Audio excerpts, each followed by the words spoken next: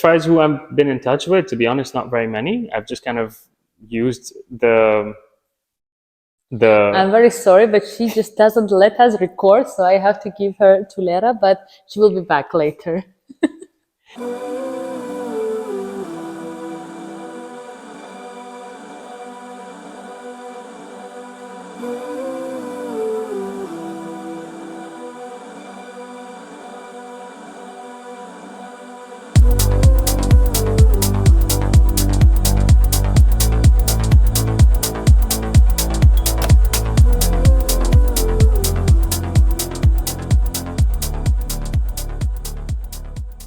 Hello, everyone, and welcome to The Middle Ground. My name is Victoria, and I'm the host of today's episode.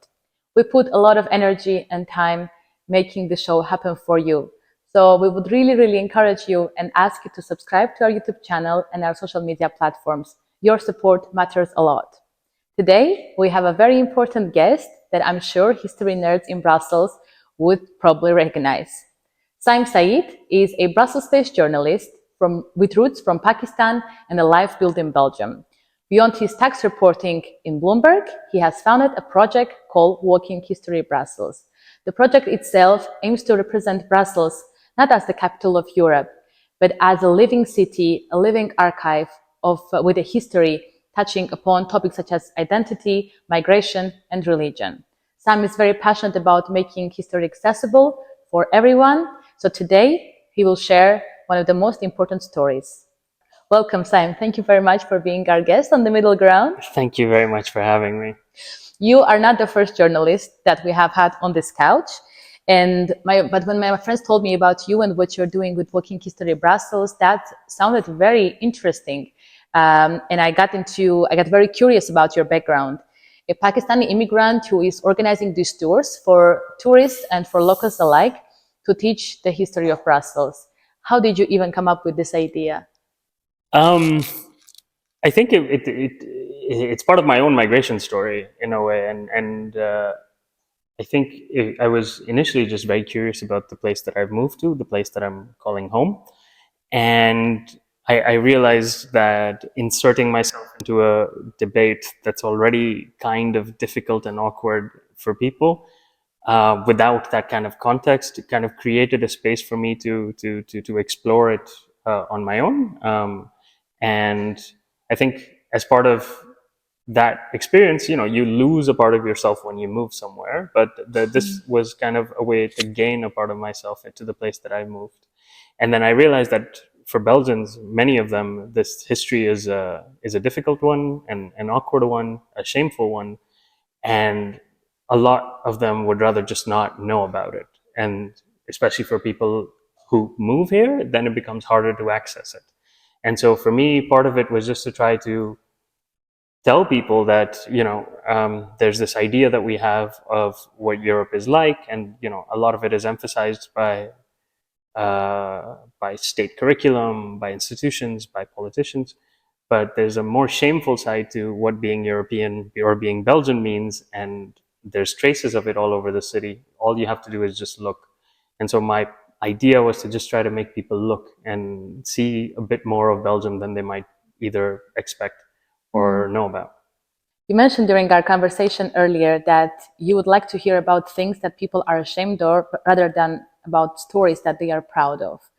Why would you say that's the case? And what do you think people in Brussels should be ashamed or proud of? You've been here for a while. So I find collective shame to be far more interesting to explore from an intellectual perspective than collective pride. I mean, I think most of us, when we're growing up, we grow up being taught that our country is amazing, and that we are a proud people, and that we're either fought for some freedom struggle, and you need to, at least in Pakistan, you're proud to be Pakistani. And that's something your parents tell you, that's something your relatives tell you, that's something your school tells you. But I think what happens is, in order to kind of support that, you have to try to bury a lot of things that you're not very proud of. And so I think when we talk about I mean, I just think it would be a very cool history lesson to be like all the things as a country that we should be ashamed of. And I just think that the kind of feelings that that prompts of discomfort, of defensiveness, of aggression, um, of historical revisionism, all of these things that want to push this feeling away because we don't want to feel it, I think is also very interesting, very fertile ground to explore. And so this idea that the city that we know today, the places that we're so familiar with, Parc Saint-Contenaire, or all the different statues that you have around the train station in Antwerp, the Parc du Den, all of these like big Brussels places that we all go to, that there's actually a very dark history that's attached to them, I think is something that, because of this whole idea of collective shame, we don't want to touch. So even if there's a history that is recorded fact, we just don't want to know it. And that to me is the bridge that I want to kind of go over. I really like how we skipped all the intro questions that I had in mind and just go to the depth, the core of the conversation, which was the topic of shame, guilt, and success. And I feel like people from our part of the world and Pakistan and Armenia are quite far from each other, but I think culturally they are definitely closer at places than, let's say, Armenia and Germany, or Armenia and the Netherlands, or Belgium. Do you think that there is a culture of shame in Brussels? And if there is, what form does it take? How different it is from the way we experience collective and personal shame in our cultures? I mean, to be honest with you, I feel like if there was, I think having a bit more shame in Brussels would actually not be a bad thing. I think people need to be a little bit more shameful. I think there's this. I mean, you see it as part of. I mean, I think because we both are or have frequented the EU bubble a little bit, I think there's this rhetoric that we're subject to, even subliminally, right? This idea that, like, Europe is this place of human rights and rule of law, and then they go around the world and they wag their finger telling them how they need to better their democratic process, or like their judiciary independence and all that kind of stuff, and have like green resources. I think if there was just a little bit more introspection of just how that sounds when you're on the receiving end of it, that would help, because these were the places that plundered those very resources from those places that they're going to now. And so the idea that a lot of what modern Europe is today was built from the plunder of these resources in places like Congo, for example, that maybe there needs to be a bit more humility or shame when you have those interactions or conversations now might be a good thing.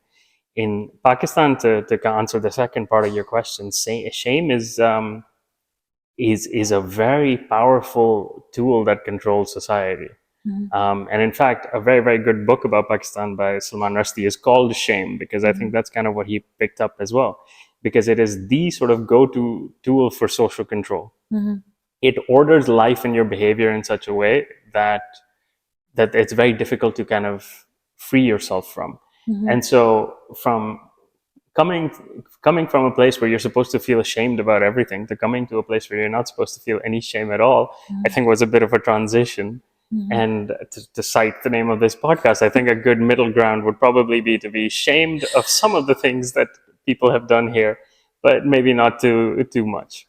I mean, it definitely takes a bit of shamelessness to do things, to innovate, to create, to disrupt the existing order.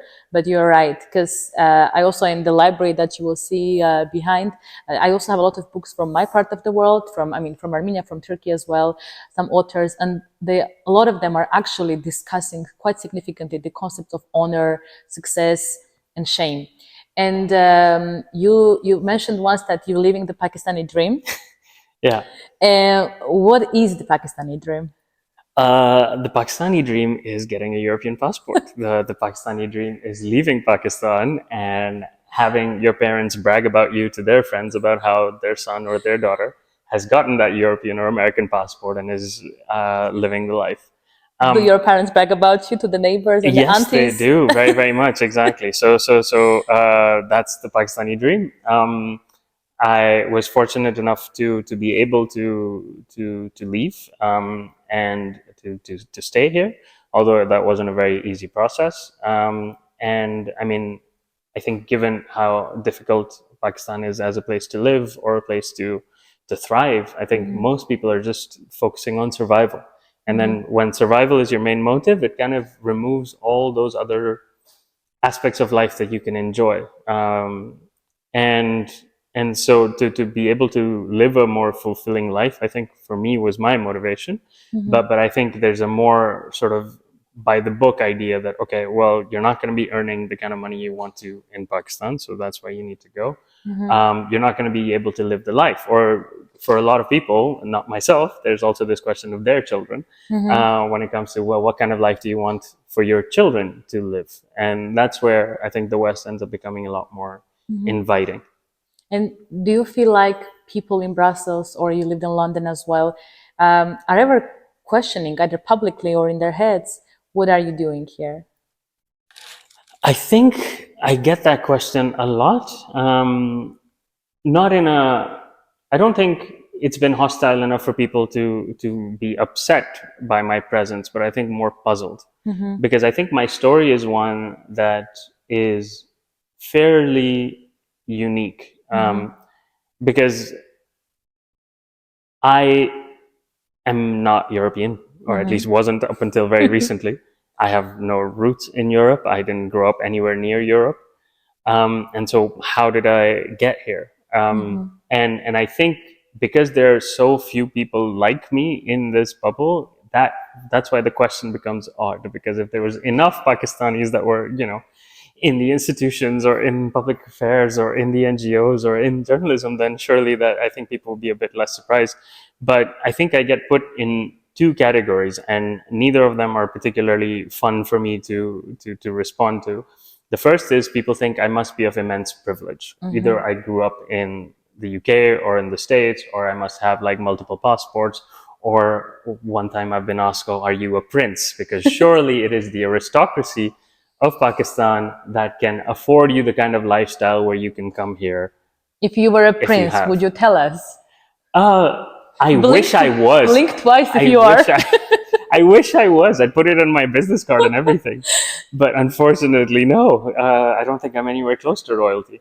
And then the second assumption that people have, and that kind of leads to the first, is, okay, if he is not a prince, if he is not overly privileged, if he didn't go to, I don't know, Eton or whatever, where, then how did he get here? And then the second assumption that people make, especially if somebody looks like me, is, oh, they must be a refugee.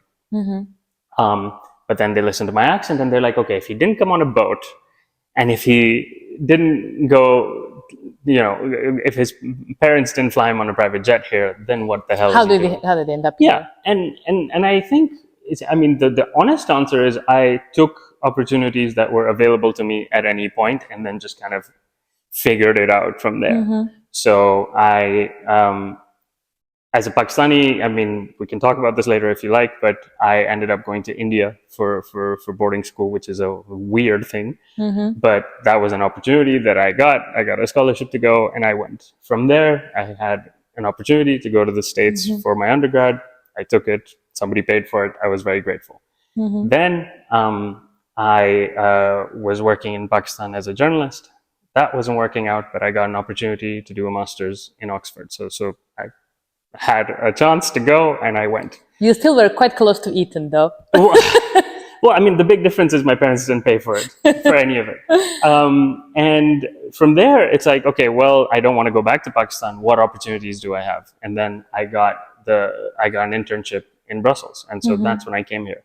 That was around the time of Brexit. I didn't really want to stay in the UK, so I'm like, all right, guess I'll just stay in Brussels for now and then see where that goes.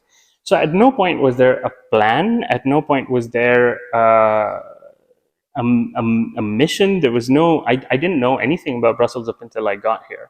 So, I mean, Brussels speak, as we want to call it, or that kind of, I think, assembly line of people who come here, doing their masters in European studies. I wasn't aware of this entire universe by the time I got here. You mentioned that you became a European a year and a half ago. Yes. So congratulations on becoming a Belgian. It was very So now exciting. you're Thank representing you. two demographics for our show, the expat one and the Belgian one.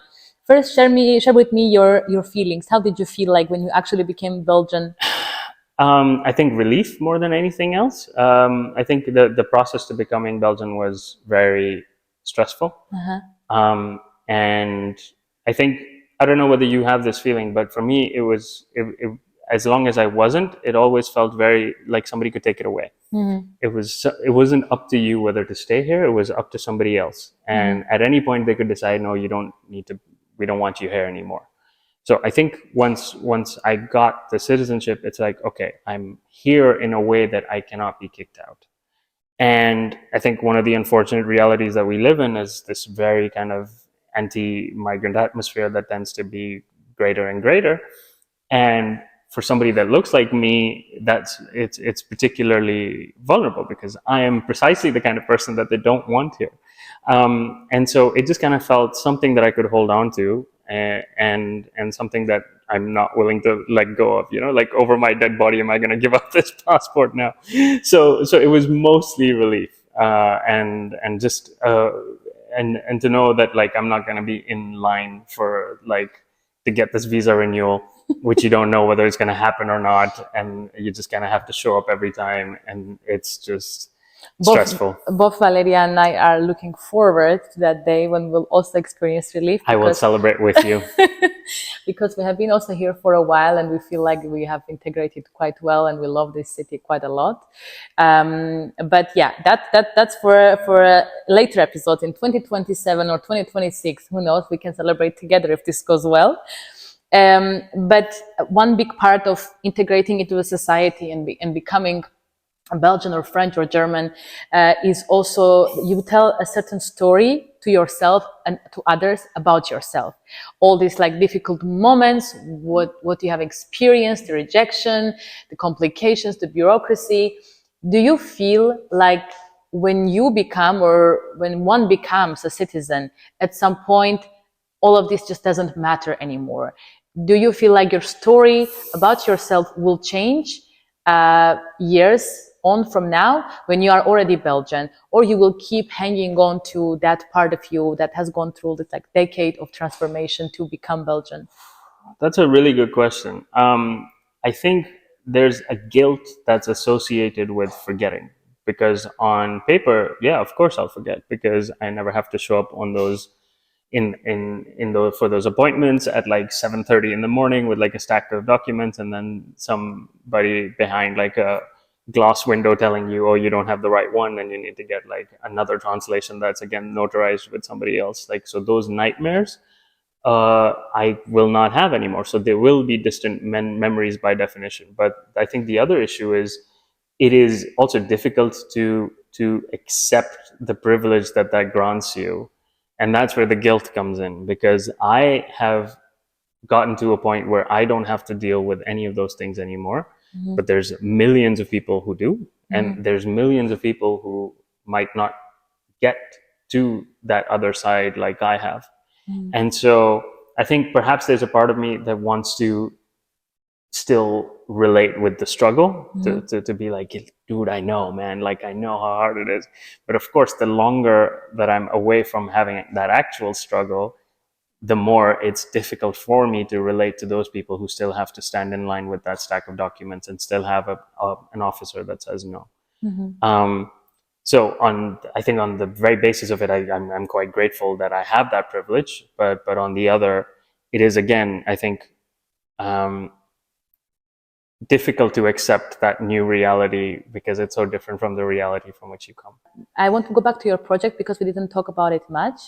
I want to understand at which point you realized that you just did not want to live here or have a career or have a job, but also to contribute to the community, because I take this project as something like that, a contribution to the community that is hosting you. And how did you build the tour? Was there any assistance from the local authorities, from the Brussels region? Were there any resources that helped you compile the tour? Just tell me about your process a bit. So, I mean, I'll be honest with you. Like, I didn't see it as giving back. I didn't see it as a contribution. I think I saw it as a part of my own journey to being in this place and to recognizing it for all of its faults also, and sharing it fundamentally. Because I think the one thing that's very important for all of us who live here is to know where we live and what this place was like before and what this place is still like now. Mhm. Because the reason why this tour is still possible is because there are quite explicit, quite shocking traces of a very shocking, very violent history Mhm. all over the place. So, just to give you a tiny example, there's a statue of a man in chains who's getting bitten by dogs right on Avenue Louise. Mhm. It's just standing there. Why is it there? Why is there a man being viciously attacked by dogs on a very notable busy street of Brussels? And so for me, the thing is that the thing that doesn't sit well with me is that we can just walk by that statue every day and not notice it Mhm. and not understand that a lot of the horrible things that used to happen in Congo had a huge and transformative impact on what happens in Brussels even today. And that connection is something that is staring at us as we walk around this city, but we don't have people that tell us about it. We don't have schooling that tells us Mhm. about it. And so for me, the point was to try to just tell people, like, look, this is where we live. Just look around and you'll see this stuff. Mhm. And in terms of resources, this it actually creates a bit more of a paradox for me, because there's a lot of resources that are quite accessible. So, for example, even the Brussels government, they have a catalog of all the colonial statues and monuments and Mhm. buildings all around Brussels. So those you can see, but they make no effort to have any signs on the buildings or the statues themselves that would Mhm. say, look, this is connected to a really horrible past that we should probably talk about. Mhm. So, I mean, even the few monuments where you have like tiny little information or explanations, I mean, I think it would work better if they just had a big neon sign that said problematic on the top. Mhm. As far as who I've been in touch with, to be honest, not very many. I've used the catalog quite a bit, and there are a few activists and people that have worked on cataloging Brussels colonial history quite well. I mean, I'd shout out to Nicholas Lewis, who's done a book called Mhm. Colonial Tales, Trails, and Traces, and that is a very, very good resource as well. I'm curious, did you ever meet interesting people during your tours? Because one big part of integration in Belgium and in any country is dating. Did the tour help you to score some nice dates? It's a difficult topic to talk about because uh, I think my experiences to a large extent have also been colored by where I'm from and what I look like. And one of the difficulties is I think in battling a lot of very negative perceptions of that. I mean, I can give you an example where this was somebody that I did actually date in Brussels for a while, and she told me that she was absolutely terrified before she matched with me because she saw a brown Muslim man and thought, okay, I'll kidnap her and take her back to Pakistan. Oh my God. And and and the only reason why and this is somebody who's quite right, by the way, and the only reason why she did so is because it's at Oxford on my bio. And so somehow you see these very interesting interplays of class and race, where you're like, okay, the Oxford degree makes up for the fact that he's brown and Muslim.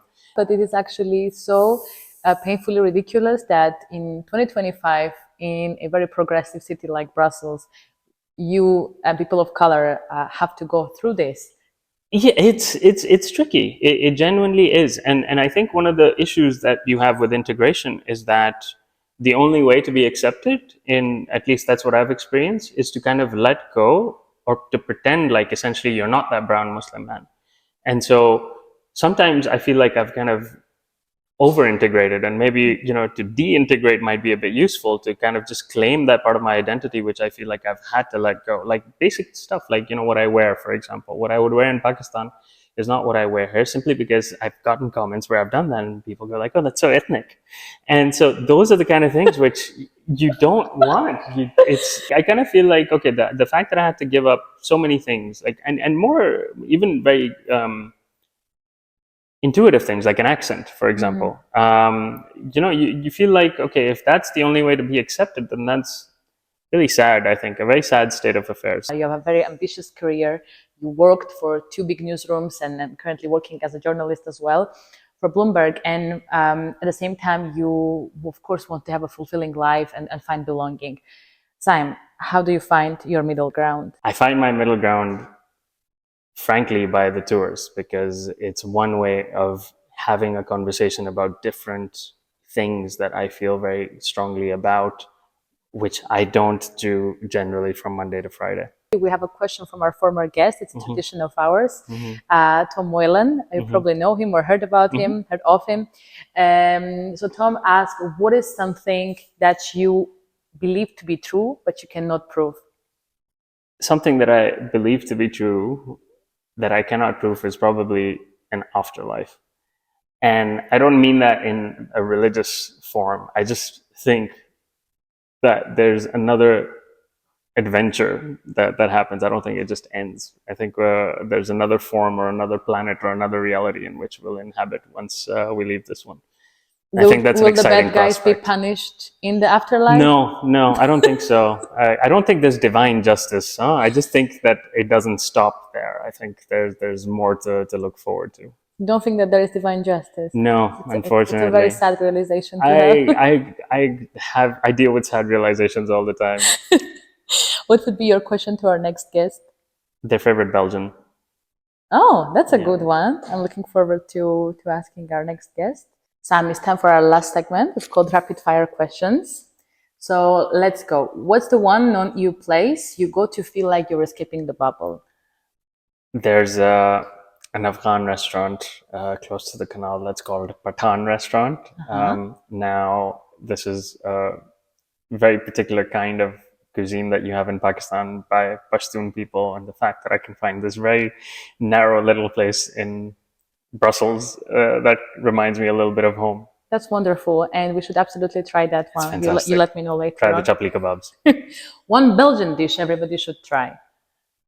Cuisine's not great, huh? You are Belgian. How can you say that? Stick to the beers. They do that well. I mean, go for an Orval, go for a Trappist, and I think you're fine. I wouldn't recommend the food to anybody. Waffles, at least. Sorry? Waffles. Sure. I mean, milk, egg, sugar, flour, sure. Okay, don't be so judgy.